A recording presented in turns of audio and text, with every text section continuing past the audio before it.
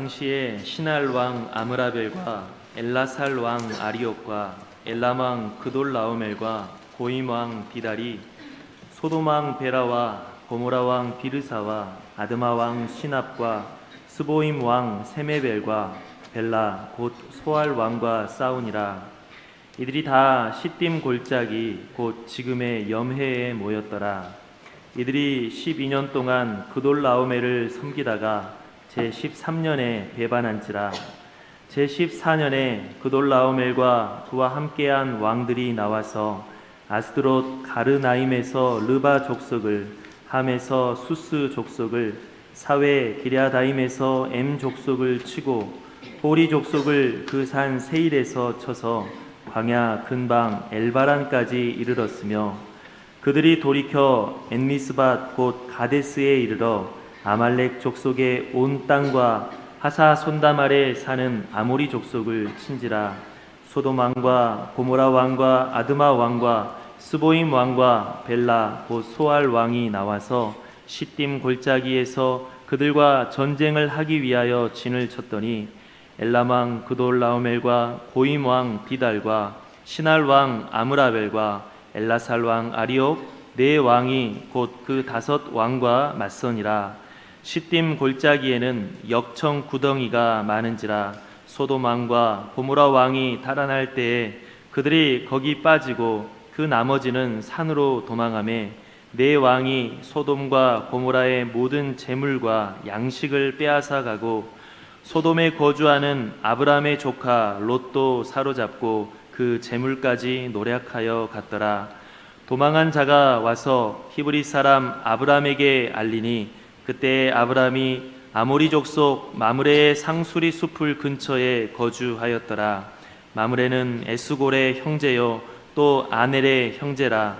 이들은 아브람과 동맹한 사람들이더라.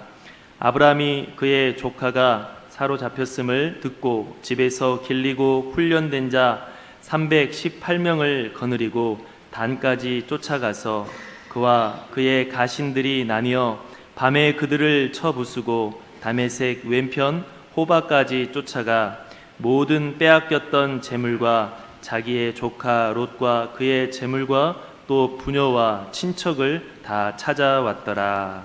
아멘. 6월 마지막 주일인데 여기까지 인도하신 하나님의 은혜가 감사합니다. 그런 마음으로 은혜라고 하는 찬송이 시기적으로 맞는 것 같죠? 찬양대하는 찬양대의 모습이 얼마나 귀한지 아름다운지 여러분의 모습도 아름다워 보이십니다. 본격적인 무더위와 장마철이 시작이 되었는데 하나님 지키시고 인도하셔서 아무쪼록 무더위와 장마철을 건강 가운데 평안 가운데 지내시는 우리 성도님들 다 되실 수 있기를 주님의 이름으로 축복합니다. 우리가 이제 창세기 12장부터 시작을 해서 아브라함에 관해서, 정확하게 말하면 믿음의 사람 아브라함에 관해서 우리가 묵상하면서 은혜를 나누고 있습니다. 그리고 이제 오늘 14장을 묵상하게 되는데, 오늘 우리가 읽은 창세기 14장은 전쟁 이야기입니다. 성경에 나오는 처음 전쟁에 관한 이야기이기도 하고 아브라함이 처음 겪는 전쟁 이야기이기도 한 것입니다. 여러분, 인간은 누구나 다 평화를 원합니다. 전쟁을 원하는 사람이 없습니다. 하지만 인간의 삶 가운데 전쟁은 결코 떠나지 않는 아픔 중에 하나, 가시 같은 것이 인생의 삶 중에서 전쟁이다, 그렇게 이야기를 할 수가 있습니다. 특별히 우리 민족이 유교라고 하는 동족 산자의 비극을 경험하지 않았습니까? 그래서 매년 6월 25일 전후가 되면 방송 매체에서 유교 전쟁을 조명하는 그런 프로그램들이 많이 방영이 되지 않습니까? 그런 프로그램들을 보면 전쟁이 끝난 지가 70여 년이 지났지만 아직도 그 전쟁으로 인한 상처와 아픔들이 우리 사회 구석구석에 가정들까지 남아있어서 그 아픔을 안고 살아가는 분들이 참 많이 있습니다. 그리고 그런 모습을 보면서 전쟁이 얼마나 무서운 것이구나 하는 것을 깨닫게 되고 그 폐해가 얼마나 큰 것이구나 하는 것을 우리가 다시 한번 마음속에 새기게 되는 것입니다. 그런데 여러분, 전쟁에 관해서 그리스도인들이 가지게 되는 전쟁에 관해 가지게 되는 그리스도인들이 두 가지 잘못된 견해가 있습니다. 첫 번째 견해는 전쟁은 무조건 나쁜 것이다. 그러니 전쟁은 무조건 반대해야 된다 하는 견해가 있습니다. 그래서 이렇게 주장하는 분들의 가운데 일부는 군대 가는 것도 거부하는 분들이 계십니다. 기독교 이단으로 분류된 그런 집단이지만 여호와의 증인들이 그렇게 주장하지 않습니까? 군대에도 가지 않아요. 병역의 의무를 하려고 하지 않습니다. 그런데 이런 주장은 성경적으로 잘못된 주장입니다. 왜냐하면 성경에 보면 하나님께서 명하신 영적인 전쟁도 적지 않게 있기 때문에 그렇습니다. 하나님께서 이스라엘 백성들에게 역사 속의 악을 제하시기 위하여서 하나님께 전쟁을 직접 명하시는 경우도 왕왕 있습니다. 그러므로 전쟁이 절대로 하나님이 기뻐하시는 것은 아니지만 최소한의 평화를 지키고 하나님의 은혜를 지키고 하나님의 축복을 지키기 위해서 하나님이 허락하시는 일이기도 한 것입니다. 그러게 전쟁 무조건 나쁜 것이다, 그런 것만 아닌 것입니다. 두 번째, 전쟁에 관한 잘못된 견해가 있습니다. 전쟁을 이용해서 하나님의 복음을 전해야 된다라고 하는 견해입니다. 소위 무력 사용론자들이 주장하는 그런 견해입니다. 무력도 하나님이 허락하신 힘이지 않느냐, 그러니 그 힘을 가지고 복음을 전하는 선한 일에 사용하면 되는 것 아니냐, 이렇게 주장하는 분들이 계십니다. 그래서 이런 생각을 가진 분들 중에 십자군 전쟁이라고 하는 것을 만들어낸 분들이 있지 않습니까? 여러 번에 걸친 십자군 전쟁으로 인해서 많은 사람들이 죽게 되었습니다. 그리고 십자군 전쟁 이후로 이슬람 사람들은 기독교에 대한 심한 적대감을 가지게 되었고 그 적대감이 오늘날까지 계속이 되고 있는 것 아니겠습니까? 여러분, 하나님께서는 결코 무력을 복음 전도의 수단으로 우리에게 주시지 아니하셨다는 것입니다. 전쟁은 악한 것이기 때문에 하나님께서는 엄격하게 평화를 지키기 위한, 하나님의 섭리를 이루시기 위한 제한적인 것으로만 무력을 우리에게 허락하시는 것입니다. 예를 들어서 일본 제국주의가 우리나라를 침략하지 않았습니까? 그때 우리 민족을 지키기 위해서 독립군의 활동 같은 것들, 최소한의 방어적인 전쟁만 하나님께서 허락하신 것입니다. 그래서 어떤 이유에서든지 전쟁은 아픈 상처를 남기게 되어 있고요, 인간성을 파괴하게 되어 있습니다. 그러므로 가장 좋은 것은요, 이 땅에 하나님의 평화가 임하는 것이라, 하나님이 통치하시는 세상이 되어서 인간과 인간 싸움의 다툼이 사라지고 분쟁이 사라지고 그 어떤 전쟁도 존재하지 않는 그런 세상, 그것이 우리 그리스도인들이, 그것이 우리 하나님의 사람들이 꿈꾸고 기도하는 세상인 것입니다. 오늘 본문에 나오는 전쟁 이야기는요, 지금부터 4,000년 전에 있었던 사건입니다. 여러분이 아시는 것처럼 4,000년 전에 중동은 부족국가들을 이루며 살던 그런 시대였었습니다. 그저 몇천 명 아니면 몇만 명이 모여서 작은 국가를 형성하고 사는 그런 시대였었습니다. 그래서 당시 아브라함이 살던 그 일대에도 그런 부족국가들이 있었습니다. 그리고 이제 그 일대에 있었던 부족국가들 중에서 가장 힘을 가진 맹주가 한 사람이 있었는데 그돌라오멜이라고 하는 그런 왕이었습니다. 그 가지고 힘으로 주변 국가들을 다 정복하고 그들로부터 조공을 내라고 그래, 조공을 받게 이제 되었습니다. 그리고 조공을 내면서 시간이 지나가게 되었는데 그돌라오멜에게 조공을 바치고 있던 주변 국가들 사이에서 불만이 생기기 시작한 것입니다. 열심히 일하고 열심히 농사지어서 우리가 식량을 우리가 얻게 되었고 재물들을 얻게 되었는데 왜 이렇게 우리가 애써서 모은 것들을 조공으로 바치게 되느냐, 너무나 억울하다. 그래서 이제 조공을 바치기 12년이 지나고 13년째가 되던 해에 5개 나라, 소돔왕이 중심으로 된 5개 나라가 연합을 해서 그돌라오멜에게 반란을 일으키게 된 것입니다. 그러자 그돌라오멜은 그들을 진압하기 위해서 자기의 말을 잘 듣는 3나라를 연합해서 자기에게 반역한 5나라와 전쟁을 하게 된 것입니다. 그리고 이제 이 5개 나라의 연합군은 그돌라오멜의 어떤 지략에 이제 말려서 전쟁에 패하게 되었고 역청구도기에 딱 빠져 죽거나 다 산으로 도망하게 이제 되었습니다. 그돌라오멜이 이끄는 연합군이 이 5개의 국을 다 유린하게 되었고 그 재산을 다 몰수하게 됩니다. 그리고 그들을 로비로 끌고 가게 되었습니다. 그리고 그때 소돔 땅에 와서 살고 있었던 롯에게도 이 전쟁의 불똥이 튀게 되는 겁니다. 그래서 롯은 아무런 잘못도 없이 그돌라오멜에게 전 재산을 다 빼앗기게 되고 그 가솔들이 포로로 끌려가게 되지 않습니까? 그 소식을 들은 아브라함이 가신들을 이끌고 그들의 진영을 습격하게 되었고 롯과 그의 가족들을 구원했다는 이야기가 오늘 본문 말씀 창세기 14장에 나오는 그런 이야기인 것입니다. 우리는 이제 이 성경에 기록된 4,000년 전에 있었던 이 첫 전쟁을 통해서 몇 가지 우리가 교훈을 얻을 수가 이제 있습니다. 첫째는 우리 기독교인들은요, 세상으로부터 독립된 존재가 결코 아니라는 것입니다. 흔히 우리 기독교인들은 세상에서 구별되어야 된다.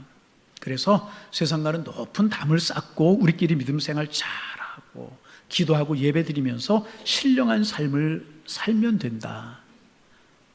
그렇게 생각하고 그렇게 말하는 분들이 계십니다. 여러분, 그렇지 않습니다. 지금 성경에 나타난 롯의 경우에서 볼 수 있는 것처럼 세상에서 벌어진 일들이 우리 기독교인의 삶에 크고 작게 어떤 경우이든지 영향을 미치게 되어 있는 것입니다. 그래서 여러분, 교회도 마찬가지입니다. 교회는 틀림없이 생명을 살리는 구원 공동체, 생명 공동체인 것입니다. 그러나 동시에 교회는요, 사회적인 조직입니다. 그러므로 우리는 세상 사람들과 더불어 세상을 살아가게 되어 있는 것입니다. 그러므로 정치가 더럽다고 정죄하고 외면하기 전에 정치에도 관심을 가지고요, 우리 그리스도인들은 기도해야 하는 것입니다. 기도하면서 하나님 보시기에 바른 정치인을 세워야 되는 것이고요, 기도하면서 관료들이 부패하지 않도록 감독해야 되는 책임이 우리 그리스도인들에게 있는 것입니다. 지금 이들은 전쟁과는 롯은 이들의 전쟁과는 아무런 상관이 없는 그런 사람이었습니다. 정치와도 상관없고요, 이 외교와도 상관없이 그저 양을 키우고 소를 키우는 목동이었었습니다. 그런데 전쟁이 일어나자 그 전쟁으로 말미암아 재산을 빼앗기게 만들었고 포로로 끌려가게 만들어버리고 만 것입니다. 그러게 반복하는 이야기지만은 우리는 세상 일에 관심도 가지고요, 우리는 기도해야 되는 것입니다. 간절히 기도해야 되는 것이고요, 기도하며 세상의 빛과 소금이 되어서 세상을 변화시켜야 될 책임이 우리에게 있는 것이라. 그러기에 세상으로부터 독립된 존재가 결코 아님을 우리는 기억해야 될 것이고, 두 번째로 본문을 통해서 우리가 얻을 수 있는 교훈이 또 하나가 있습니다. 물질 있는 곳에 싸움이 있게 마련이라는 것입니다. 여러분, 지난주에 우리가 보았지만 롯과 아브라함 사이 왜 다툼이 일어났습니까? 물질 때문이었잖아요. 지금 이 전쟁도 그렇습니다. 그돌라오멜은 좀 더 많이 가지려고 했고요, 소돔왕을 비롯한 5개 나라의 왕들은요, 좀 더 적게 주려고 했어요. 아니, 주고 싶지 않았다는 것입니다. 결국 그것이 싸움이 되고 전쟁이 되지 않았습니까? 물질이 있는 곳에요, 반드시 싸움이 있게 마련인 것입니다. 그런데 불행하게도요, 교회도 예배가 아닌 것입니다. 돈이 많은 교회는요, 다툼이 있어요. 그 돈을 쓰자고 회의를 해요. 의견 차이가 드러나요. 자기 입장을 고집합니다. 그 뒤에는요, 자기 계산이 다 있는 것이, 회의가 시끄럽습니다. 편이 나누게 되고 고성이 오고 갑니다. 그런데 돈이 없는 교회는요, 주여 그리고 기도하게 되어 있는 것이네. 그럼 우리 교회는 어떤 교회가 되면 좋겠습니까?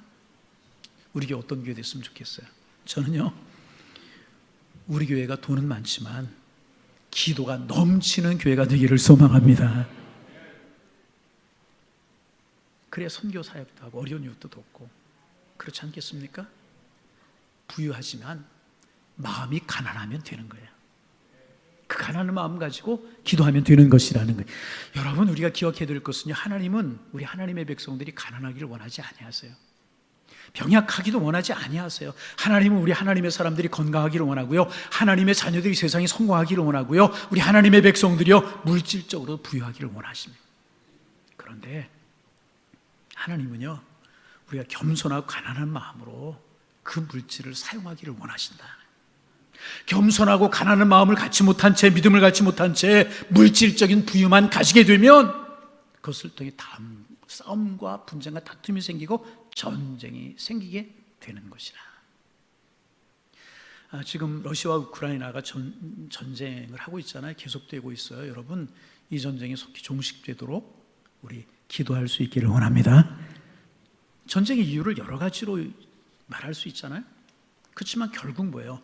누가 더 많은 이익을 가지느냐 하는 것이 다툼의 원인이 아니겠습니까? 누가 더 많은 영토를 가지느냐, 그 영토 중에서 자원이 많고 좋은 영토를 가지느냐, 이것이 싸움의 원인이 아니겠습니까? 여러 가지 이유를 이야기하지만 이것이 본질적인 문제가 아니겠습니까? 전쟁이 일어나면 얼마나 많은 사람들이 어려움을 당해요. 선량한 피난을 가야 되고 피를 흘려야 되고 그래서 우리가 작년에도 우크라이나 우리 맥주 감사원금을 해서 그랬나요? 2천만 원 정도 우크라이나에 돕는 그런 것들을 우리가 참여하지 않았습니까? 참 감사한 일이잖아요. 여러분, 다 자기의 이권을 위한 싸움이고 전쟁이라는 것입니다. 그래서 여러분 혹시 물질이 좀 있고 가졌다 생각하시는 분들 계세요? 겸손한 마음 가질 수 있도록 기도하실 수 있기를 바랍니다. 높은 지위나 배움이 있는 분들 계십니까? 겸손히 자기를 낮출 수 있도록 기도하는 것이 중요합니다. 그래서 낮고 겸손한 마음을 가질 때, 가난한 마음을 가질 때 물질, 집 이런 것들이 있지만 분쟁과 다툼이 없게 되는 것이라. 그돌라오멜 소도망을 비롯한 주변의 양들 교만하고 마음이 높아졌기 때문에 전쟁이 벌어져 버리고 마는 것이라. 그러면 이런 전쟁의 소용돌이가 몰아칠 때 우리 그리스도인들은 어떻게 하면 될 것인가? 아브라함은 어떻게 하였는가? 이 전쟁 속에서 자기의 자신 롯을 구해낸 아브라함의 이 모습을 보면서 전쟁 시대를 살아가는 우리 그리스도인들의 삶의 모습 어떠해야 되는가 하는 것을 보게 되는 것입니다. 여러분, 무슨 전쟁 시대를 우리가 살아가고 있는가? 우리 전쟁 시대를 살아가고 있습니다. 몇 년 전에 우리 교우들 한 30여 명 같이 이스라엘 성지 순례를 갔던 적이 있었어요. 근데 베들레헴에서 외국 사람들을 만났는데 저에게 물어요. 너희 나라 괜찮으냐 그래요? 그 말이 뭐겠습니까? 외국 사람들이 우리나라를 볼 때는 아직 전쟁 가운데 있는 거예요. 미군들이 우리나라 파송될 때 생명수당을 준다고 그러죠. 잠시 남과 북이 나뉘어서 휴전 중에 있는 것이 종전이 아니라는 것입니다. 여러분, 우리 이거 기억해야 됩니다. 전쟁이 끝나는 건 아닙니다. 그런 일이 있어서는 안 되겠지만 그러므로 언제든지 어떤 형태로든지 다시 전쟁이 일어날지도 모르는 상황 속에 우리는 살아가고 있는 것입니다. 그뿐입니까? 지구 초근에서 일어나는 전쟁 때문에 어떤 형태로든지 우리는 크고 작은 영향을 받고 살아가잖아요. 경제적으로든지 밀값이 올라가고 석유값이 올라가고 막 정치적으로라든지 군사적으로라든지 어떤 형태로든지 영향을 받고 살아가고 있습니다. 그러므로 우리는 전쟁 시대를 살아가는 것이 맞습니다. 그러면 어떤 마음과 어떤 자세로 우리 그리스도인들이 살아가야 되는가 하는 것입니다. 아브라함을 통해서 우리가 배울 수 있다는 것입니다. 이런 복잡하고 어려운 상황 속에, 전쟁의 상황 속에 아브라함은 어떻게 했는가? 어려움을 당한 조카 롯을요 힘껏 도와주었다는 것입니다. 어려움을 당한 롯 그대로 내버려 두지 않았다는 것입니다. 지난주에 우리가 나눈 말씀처럼요, 죄송하지만 좀 속된 표현을 이야기하면 롯은 아주 배은망덕한 사람이었습니다. 누구 때문에 살게 되었어요? 누구 때문에 부자가 되었어요? 누구 때문에 이제까지 살게 되었습니까? 그런데 그 삼촌 요만큼도 생각하지 않고 세상적인 가치를 따라 좋은 땅을 가지고 나가버렸어요. 아브라함, 그런 롯을 보면서, 롯이 전쟁 속에서 이렇게 어려움을 당하는 것을 보면서 너 참 쌤통이다, 하나님이 널 벌 준 거야, 고봐, 너 혼 좀 나봐, 얼마든지 아브라함 그런 마음 품을 수 있었다는 거예요. 여러분, 그렇잖아요? 괘씸한 사람 보면 우리 마음속에 그런 마음 들 수 있잖아요. 그러나 아브라함 절대로 그렇게 하지 않았다는 거예요. 롯이 빼앗기고 사로잡혀갔다는 말을 듣자, 식솔들까지 사로잡혀갔다는 말을 듣자 즉시 그를 구하러 달려갔다. 아브라함 자기 위험한 거 몰랐겠습니까? 그런데 위험을 무릅쓰고 달려가서 그를 도와주었다는, 여러분, 이것이 그리스도인이라는 것입니다. 이것이 형제를 대하는 우리의 모습이 되어야 된다는 것입니다. 이것이 지체를 대하는 우리의 모습이어야 된다. 여러분, 쌤통이다 그러지 마세요. 그러다 여러분이 쌤통 될 수 있어요. 고소하다, 절대로 그러면 안 돼요. 잘 됐다, 절대로. 그런 요만한 마음이라도 우리 마음속에 들면 하나님 앞에 기도해야 돼요.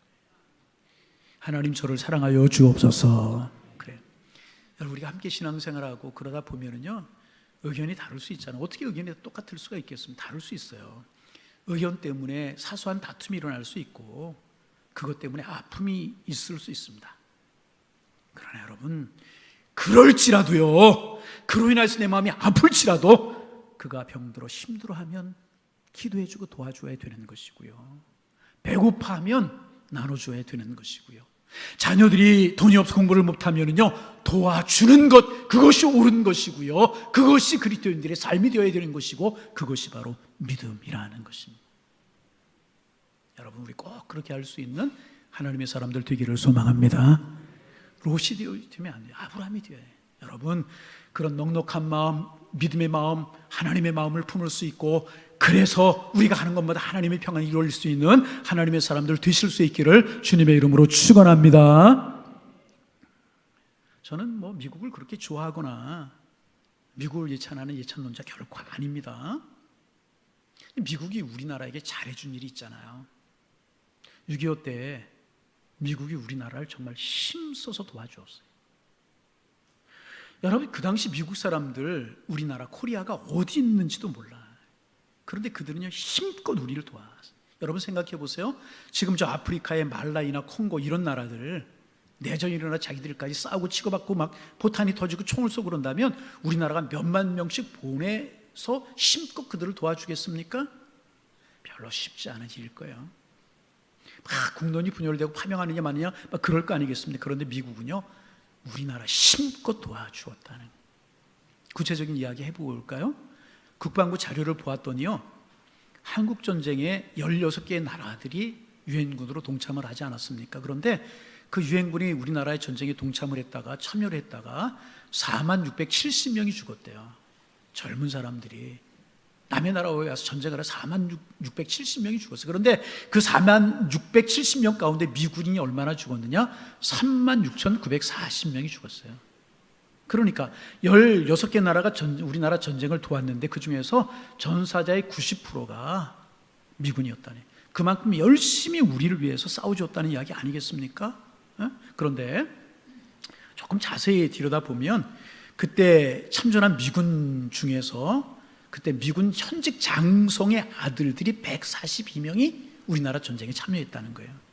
그 중에서 35명이 다치거나 죽었다는 거예요. 여러분, 이거 쉬운 일 아니잖아요.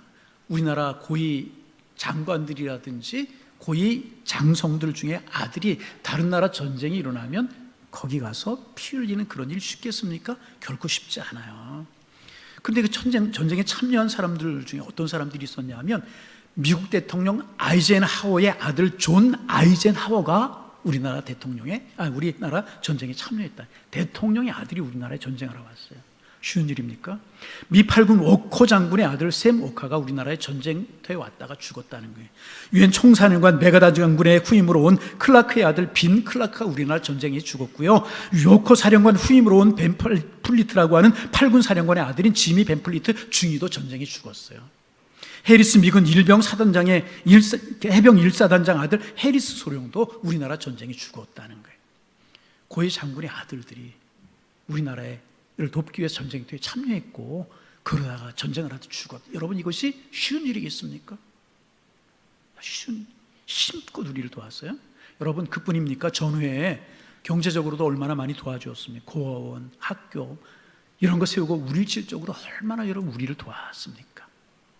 그러면 왜 우리를 그들이 그렇게 도와주었는가? 자기네 나라도 아니고 왜 아직 피를 흘렸는가? 물론 자기들의 국익을 위해서 한 것도 사실입니다.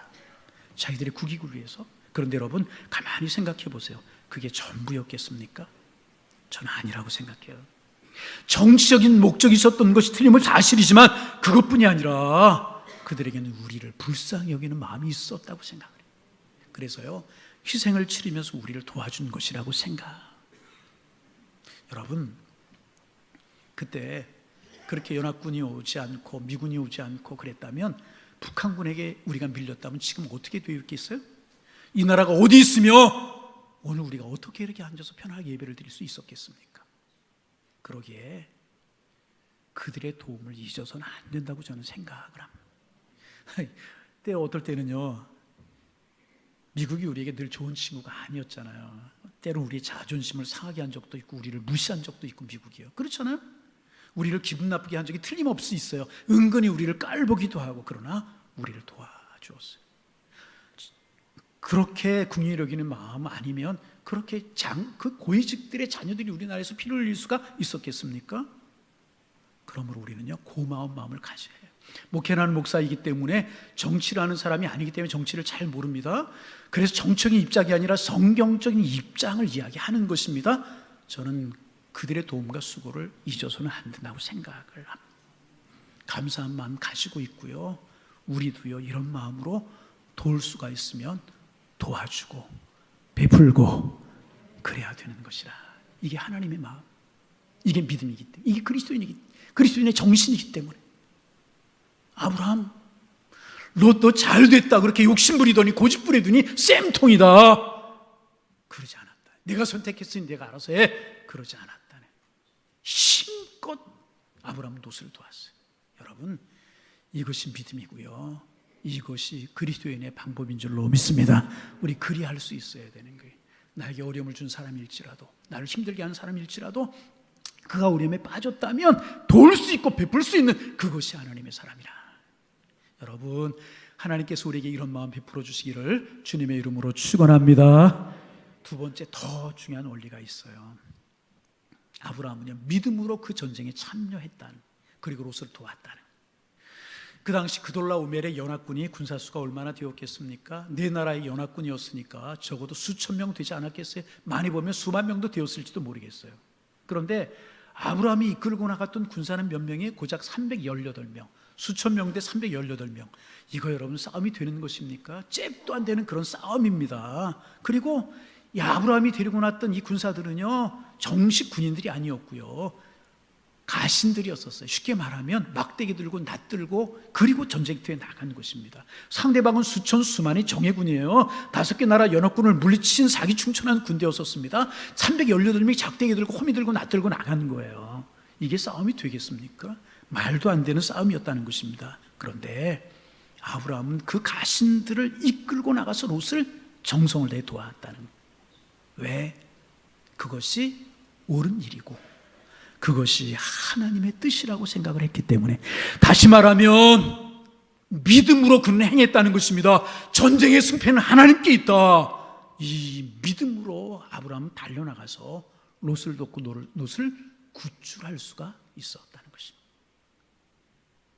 이런 믿음이 있었기에 다윗은 골리앗 앞에 물맷돌을 들고 나간 것 아니겠습니까? 엘리야 850명의 바알가사를 섬기는 선지자 앞에 선 것 아니겠습니까? 여러분, 다니엘은 사자굴에 들어간 것 아니겠습니까? 믿음 때문에, 하나님을 신뢰하는 믿음 때문에 이 상대도 안 되는 그런 전쟁이었지만은 이와 같이 행할 수가 있었다는 거예요.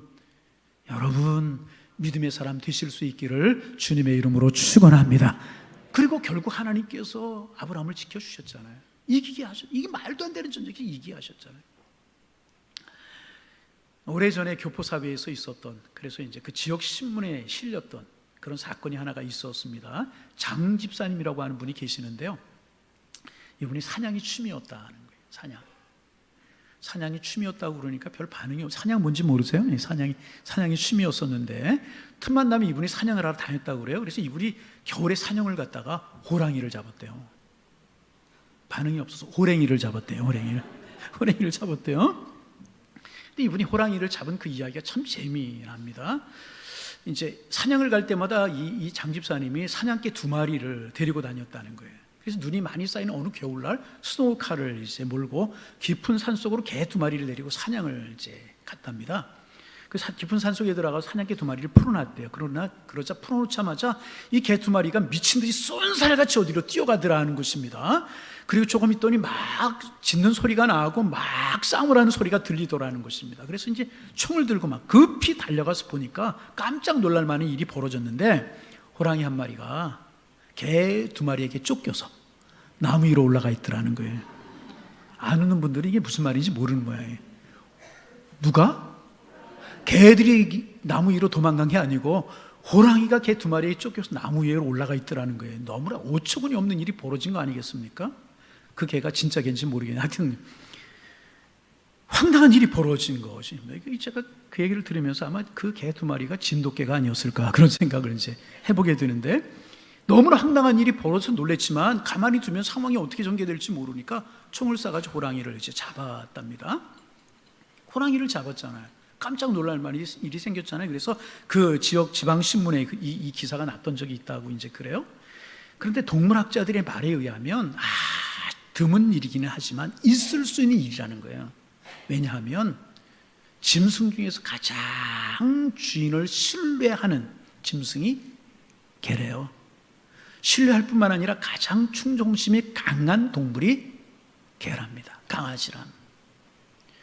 이 개들의 마음속에 주인에 대한 신뢰가 있었다는 거예요.